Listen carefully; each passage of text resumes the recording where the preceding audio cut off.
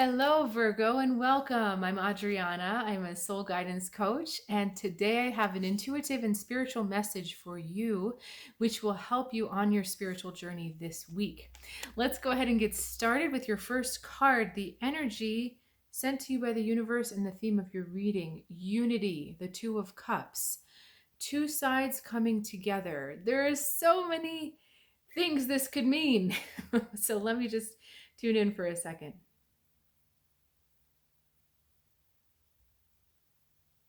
Okay, duality and mutuality coming through very strongly. So this is looking at the small details of your relationships with others, making sure that there is an equality, that there's an equal give and take, and a mutual benefit going on.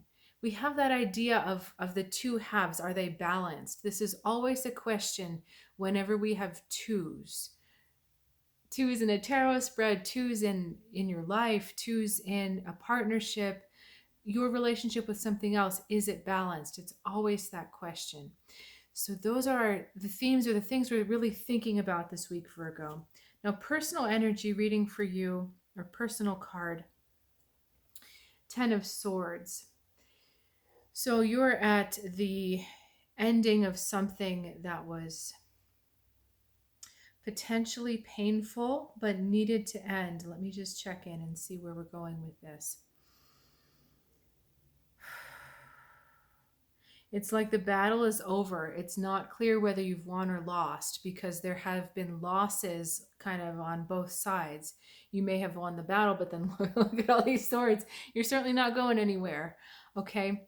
So this is about cutting your losses and moving on. But you're feeling at that point where it's just felt like loss across the board, even though there may be some victory going on. So I'm really curious to see where we're going next, because at the moment, I feel like the universe is kind of saying to you, pick yourself up, look at engaging in a different way next time, but pick yourself up is the big thing coming through. Pick yourself up.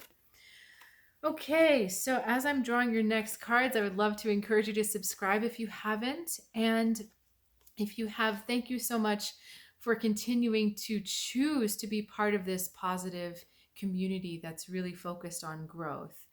So as the channel grows and evolves, so do you. Let's keep going. We have the Ace of Wands, the Lord, and we have the Queen of Swords looking off. Lord in the middle. Okay. So some fiery energy here, but mostly energy of stability, energy of growing, of building something new. So we're coming out of this 10 of Swords, which is the end. We rebuild with this wand. Okay, what is our Queen of Swords doing here? I want to drop her for a second because I need to ask a little bit more. When we've got these two cards, we're talking about growing a new foundation, making sure that there is actually room in your foundation for growth. Okay, I'm starting to see it. The Queen of Swords reminds us to have an expansiveness about what it is that we do.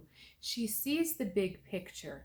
She has a high perspective, meaning that when you physically sit on a throne or you sit in a high place, you have a good view of what's around you. So she is that bird's eye view.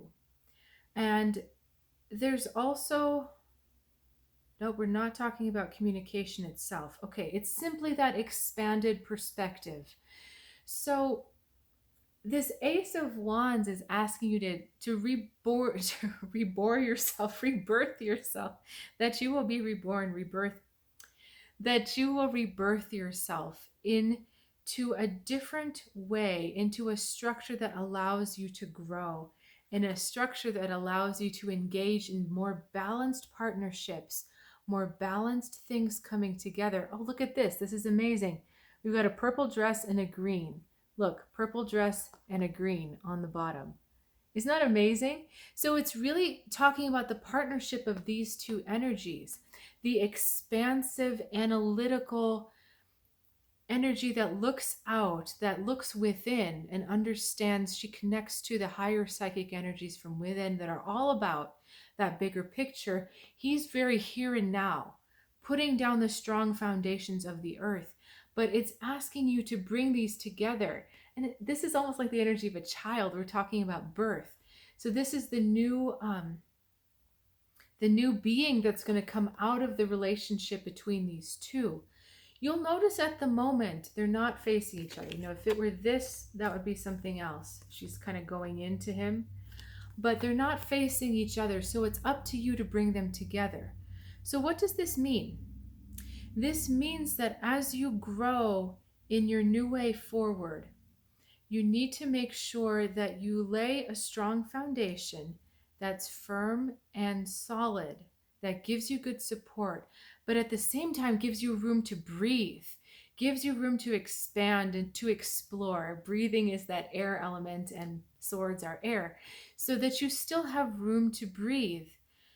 So it's a bigger space needed for you than what you might think. You might think, oh, but I only need this much space. No, you really need like twice that amount of space.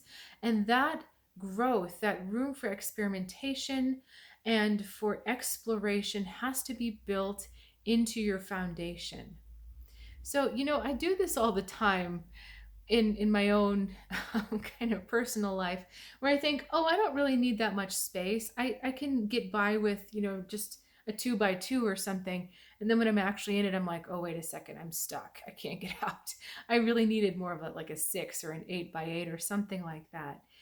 It's the idea of not getting yourself so tied up in a small box, whether that small box is an actual location, a label you have for yourself, a role you have for yourself, a picture you have of yourself, or perhaps the way you are with others.